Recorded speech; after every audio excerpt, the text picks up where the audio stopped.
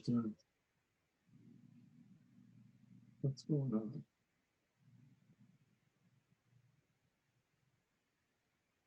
Good morning, everybody. Welcome to First Unitarian Church. I'm Angela Herrera, the senior minister. Welcome to our first virtual service. I want to start by asking you to make sure that you are muted here on Zoom. You can do that by going down to the left-hand corner, bottom corner of your screen, and making sure there's a red line going through that little microphone emblem. And that'll help us not to have a bunch of unintentional noise disrupting the service. I'm glad you're here. I can see that we have 167 computers signed on right now, so no doubt many more participants than that. I saw at least one group of kids gathered around a screen. Great to see all of you guys. Bob LaVallee and our Associate Minister Bob LaVallee and our Music Director Susan Peck are here on Zoom with me too. And I don't know about you, but we are a little bit nervous today. We're nervous about leading a Zoom worship service for the first time. We want it to go really well. And I imagine you must be bringing many feelings of your own to church today. So shall we begin with a breath?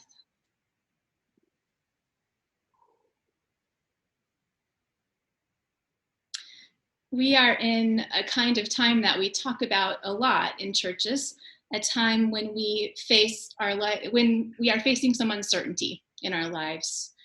And it's also a time when we remember that we don't travel alone in this journey.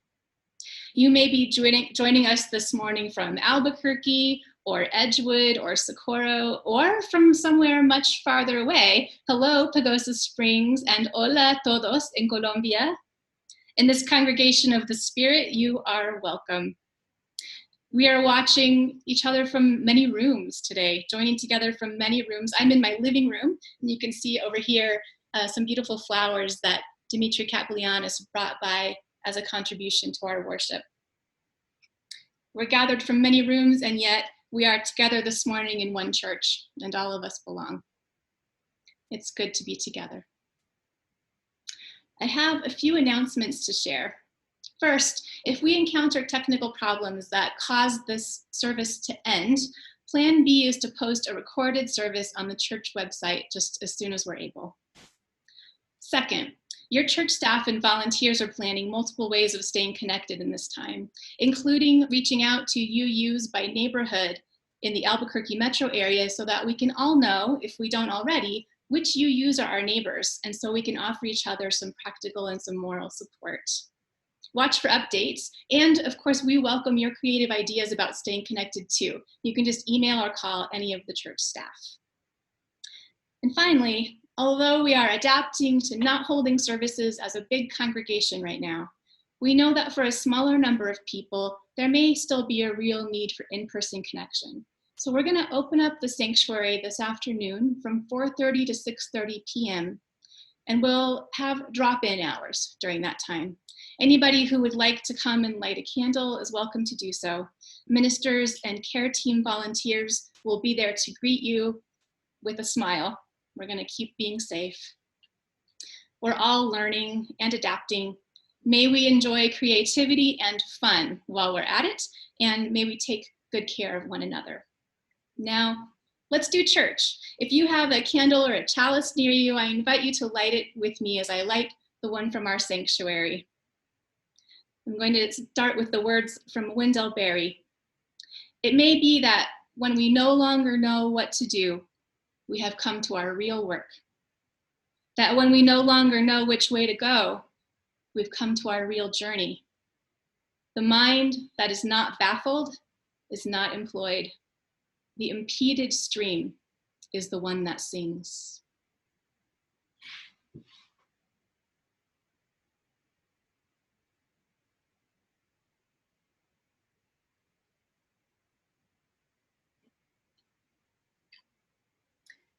May the light we now kindle inspire us to connection, creativity, and harmony. Susan, will you lead us in an opening hymn? Thank you so much.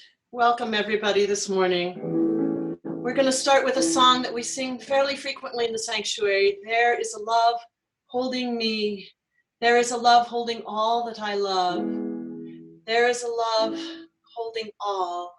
I rest in this love. And then there's a love holding us.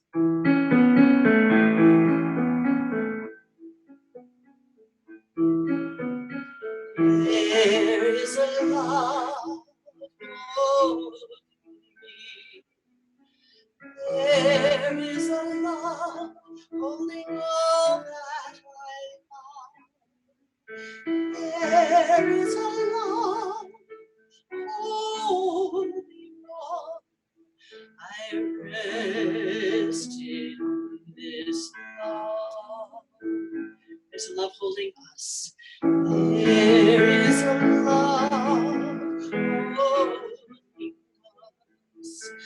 There is a love holding that we are.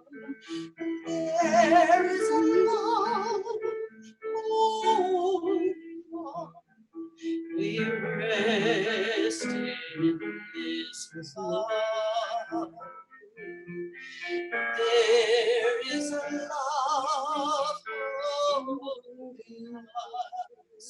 There is a love holding all that we love. There is a love holding on. We rest in this love. Rest in this love.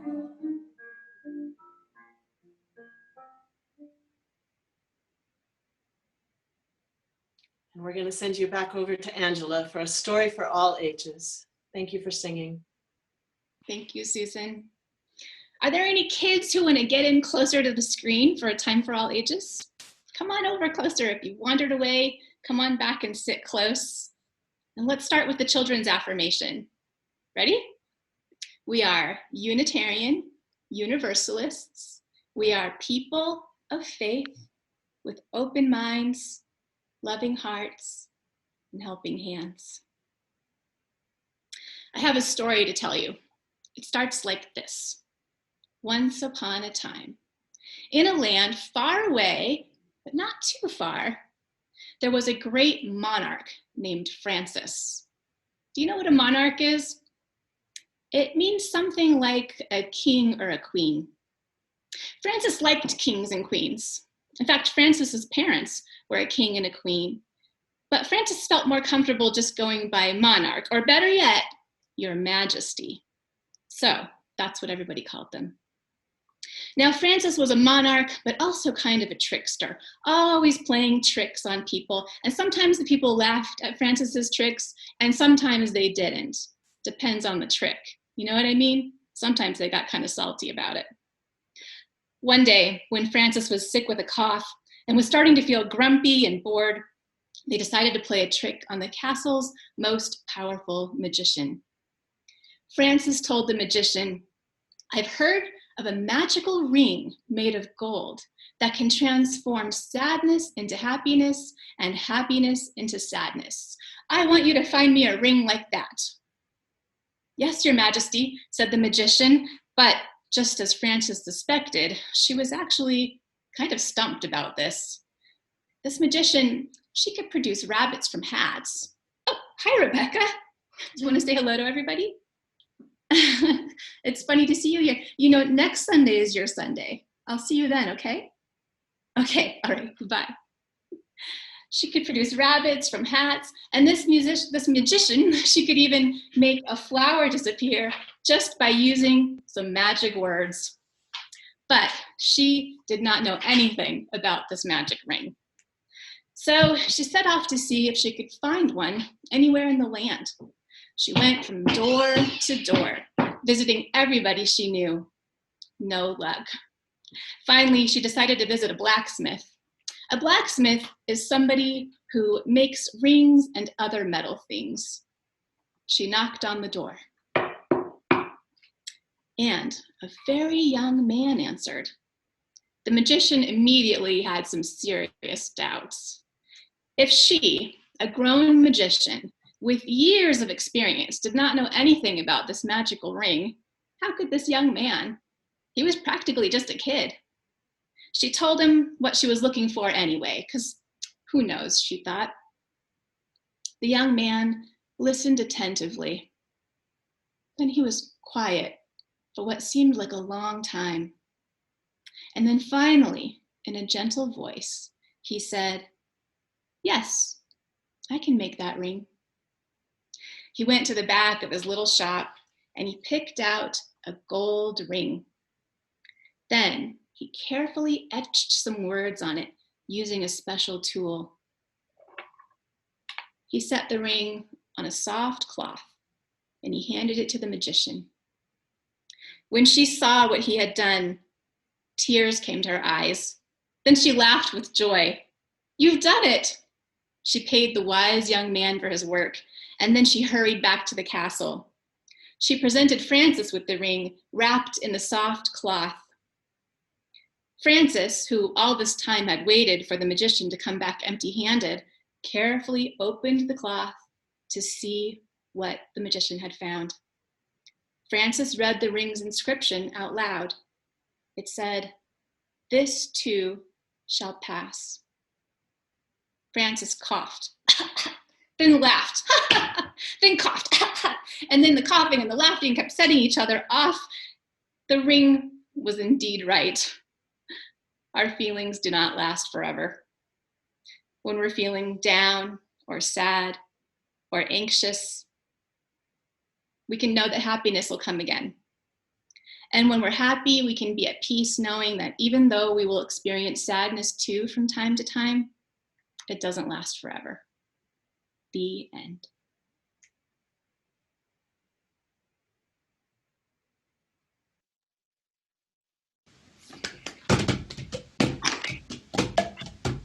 Can you take a moment just to breathe, just to be? Can you take a moment just to breathe? Can you take a moment just to breathe, just to be? Can you take a moment just to breathe? Can you take a moment just to know my name? Can you take a moment just to pulsing through your veins? Can you take a moment just to heart to the earth? When you can you take a moment just to rhythm and the song? Can you breathe deep inside? What is your reality? Can you take a moment just to? Can you take my gravity? Can you take a moment just to breathe, just to be? Can you take a moment just to breathe? Can you take a moment just to breathe, just to be? Can you take a moment just to breathe?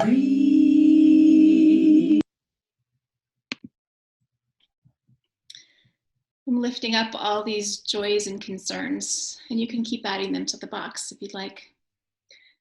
I see your concerns about this virus that's going around, concerns for our elderly and other health challenged friends and loved ones. I see names lifted up like Georgianne in need of healing, worries about the financial crisis that may fall out from this event, this pandemic, concerns about healthcare workers on the front lines. I share that one too. My daughter is a nurse. Worries about loved ones who are abroad and about the cost of social distancing, even when it's necessary. And I see your joys lifted up, so much gratitude pouring through in that chat, joys of families coming together, joys of outdoor time and birthdays and new babies. And I hear references to our ancestors, and may we call upon them in this time. Let us also hold Winona Featheroff, Kathy Nunn, and Nina Stevenson in the light as they recover from surgery, and Margaret Bishop in the light as she heals as well. And I acknowledge all of the unspoken prayers. I especially lift up those who are more vulnerable to illness right now, our beloved elders, and people who are already living with health challenges. I pray for everybody who is here at this worship service right now and everyone who's not here. All of these loved ones and all of these prayers we lift up to the great powers of healing and renewal that we know by many names. As we breathe together, may the healing energies in your body be stirred. as oxygen passes from lung to limb, traveling the miraculous circuitry of your body. May your body's defenses be strengthened. Bone, blood, heart, mind, skin. You are strong, and the wisdom of your body, honed over tens of thousands of years of human life, is extraordinary. May your mind be at ease. May your heart be at peace. May you know the love that surrounds you. You are held in it right now and in every moment. And may each of us help to extend it to others through our manner of being. Amen. Peace be with you.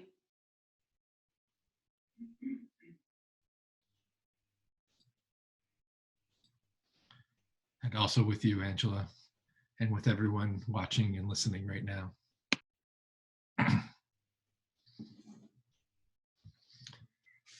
Hello, everyone. I'm going to share a brief sermon, not the normal 25 minutes, I promise you. So we choose our sermon themes weeks in advance. So imagine my surprise when the events of the past couple of weeks overtook us, and I found myself this week with the task of writing a sermon about the wisdom of the mind and the wisdom of the body. And who says church isn't relevant?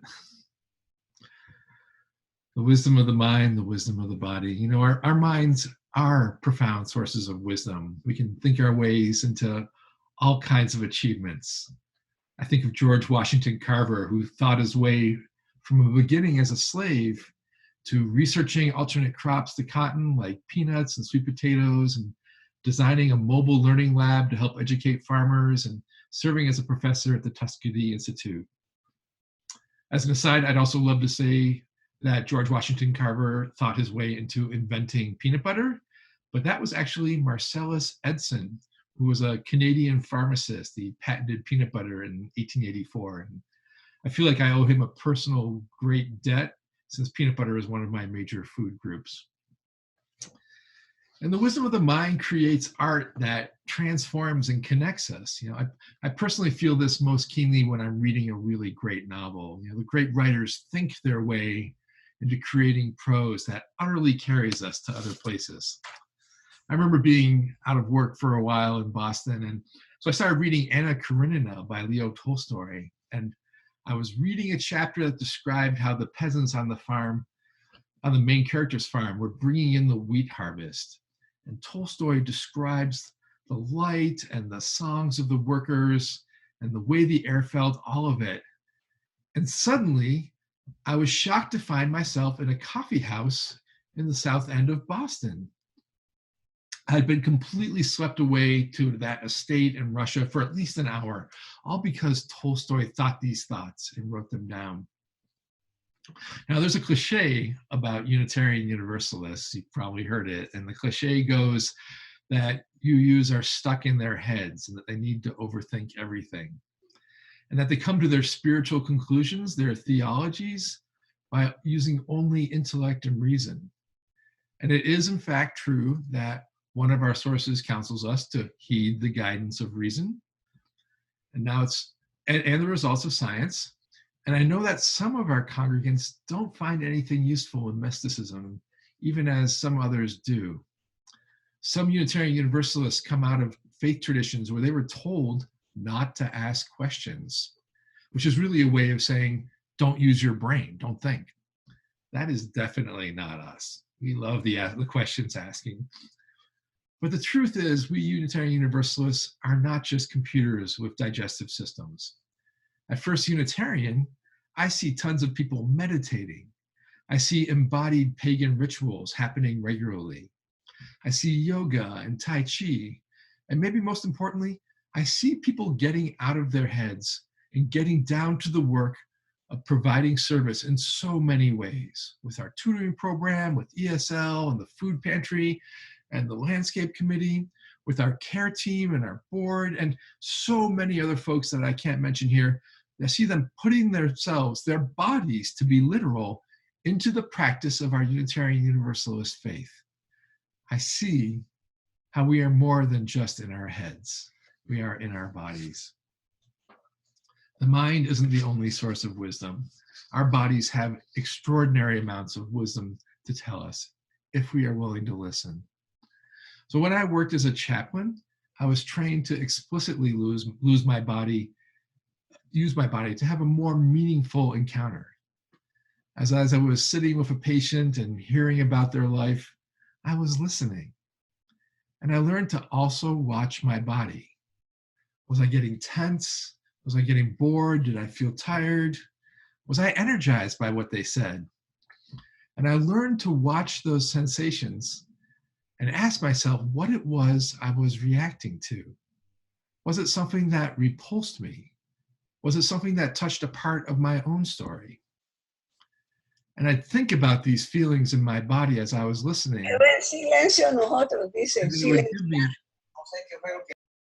I'm stopping to mute that person, but we're glad you're here.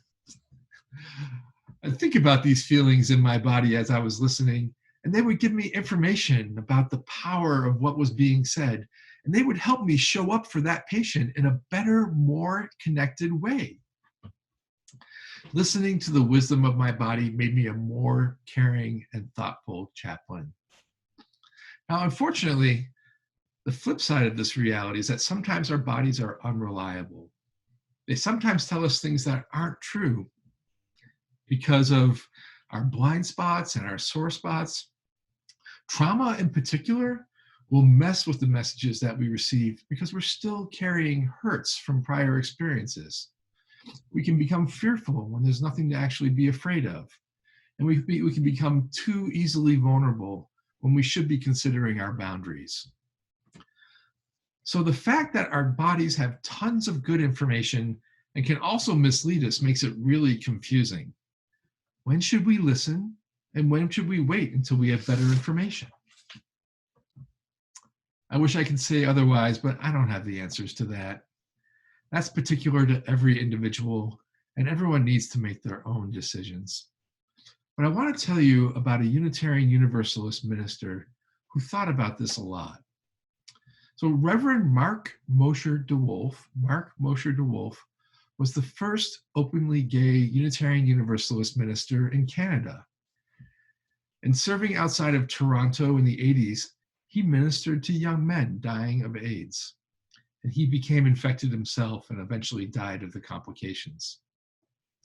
During that time, Reverend Mark shared an observation that applies to us right now. Right now, as we are confronting the coronavirus here in Albuquerque and in this country, we need to make choices about how to listen to and protect our bodies.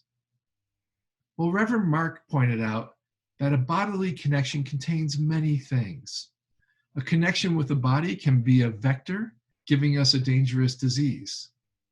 But at the same time, connection with another is a source of our salvation. It may in fact be the only path to salvation. I have a theology that I personally carry that we conjure the holy through our relationships, through our connections. I think that salvation lies in there too. We all have our own definitions of salvation, and I invite you to think about what that means to you. But I think however we define it, it's a common desire.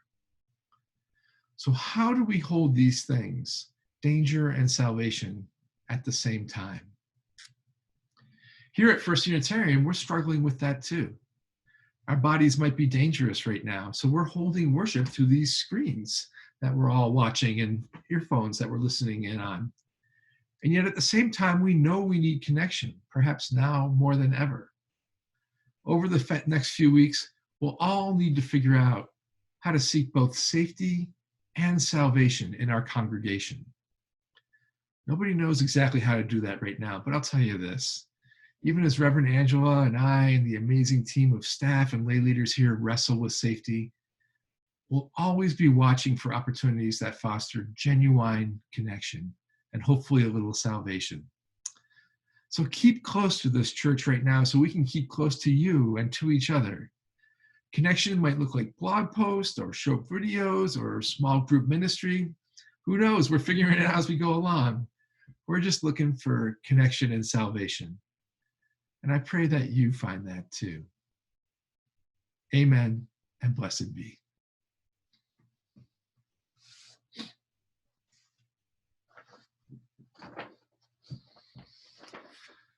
So even though we're not meeting on Sundays, the mission and the service of this church still goes on. So, for example, this week we're hosting families who are experiencing homelessness with our Family Promise program. That is still happening. We believe that the last place that a young family should be in a time of pandemic is a homeless shelter.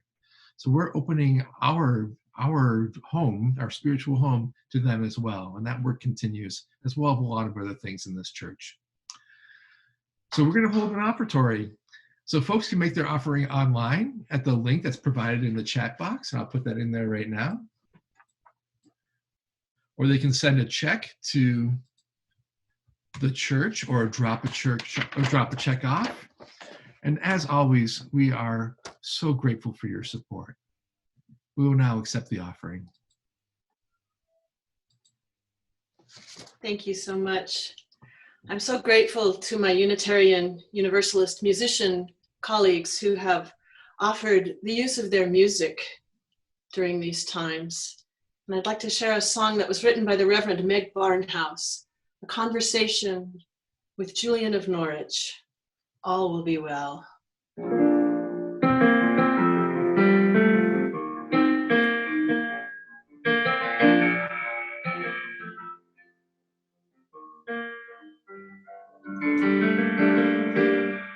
Julia, you are holy, you are holding my hand. And Julia, you are holy, you are holding my hand. She said, all will be well, all will be well, all manner of things will be well.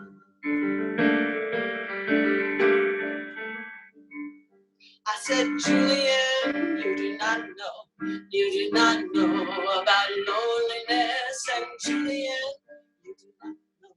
you do not know about disease. I said, Julian,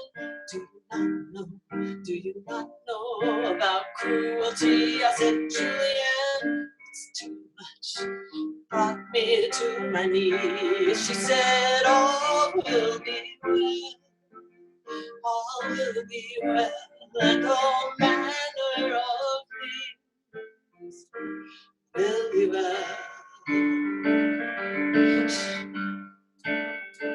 She said, no one does not know about loneliness, and no one does not know about disease. She said, no one does not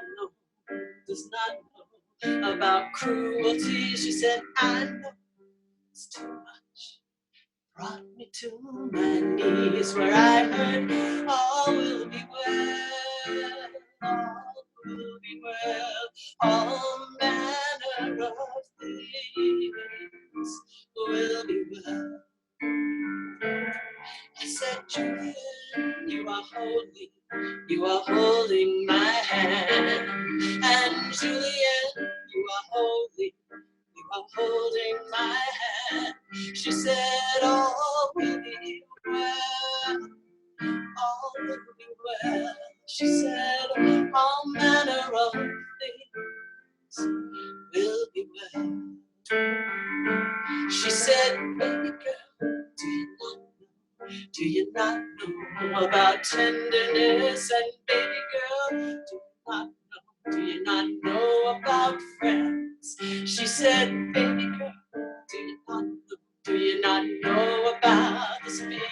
She said, baby girl, do you not know it's only love that never ends? And so all will be well, all will be well, and all manner of things will be well. She said, all will be well. She said, all manner of things will be well.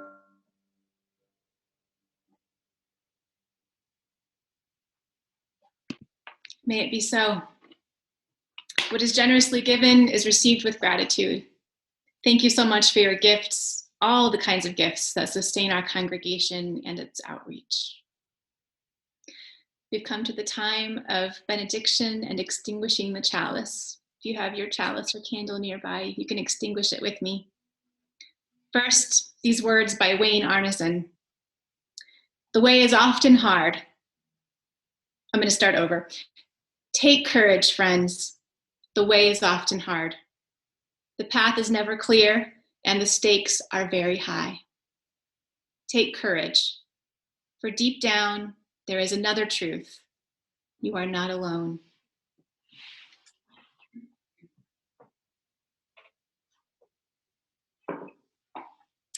Go in peace. I extinguish the chalice, but not the light of love.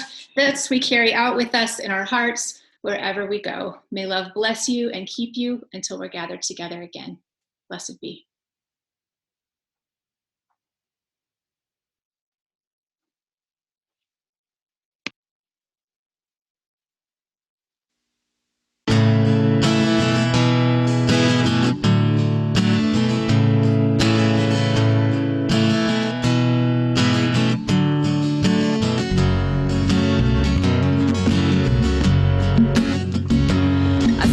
Julian, you are holy, you are holding my hand. And Julian, you are holy, you are holding my hand. She said, all will be well, all will be well, all manner of things will be well. I said, Julian, do you not know about sorrow? And Julian, do you not know about pain? And I said, Julian, do you not know about hunger? And Julian, do you not know about shame? But she said, all will be well, all will be well, all manner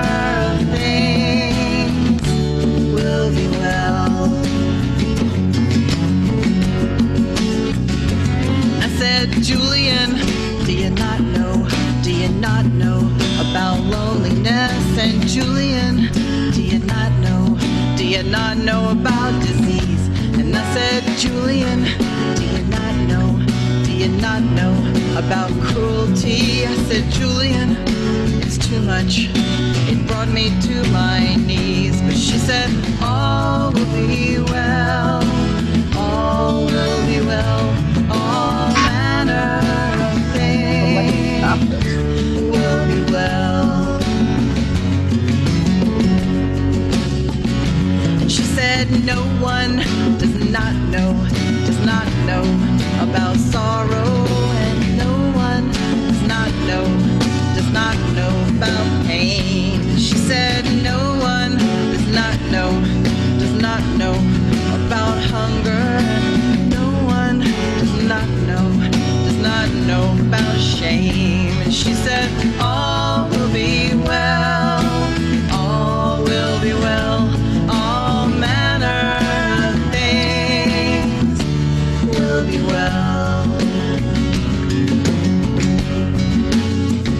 And she said, no one does not know about loneliness. And no one does not know about disease. She said, no one does not know about cruelty. She said, I know, it's too much, it brought me to my knees, where I heard, all will be well, all will be well, all manner of things will be well. I said, Julian, you are holy, you are holding my hand. And Julian, you are holy, you are holding my hand. She said, all will be well, all will be well, all manner